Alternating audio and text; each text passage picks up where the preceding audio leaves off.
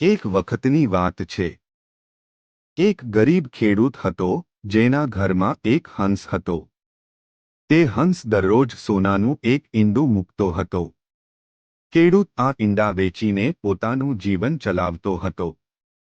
ધીમે ધીમે તે ધનવાન બનવા લાગ્યો.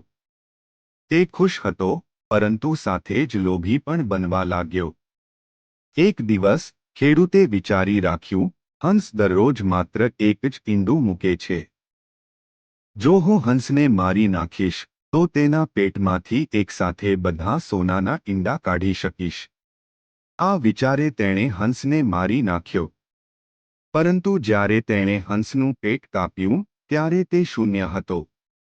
એક પણ ઈંડું ના મળ્યું. હવે ખેડૂત ખૂબ દુઃખી થયો. તેણે લોભના કારણે પોતાનું સોનેરી ભવિષ્ય ગુમાવી દીધું હતું. કથાથી મળતો પાઠ: લોભનું પરિણામ હંમેશા નુકસાનકારક હોય છે.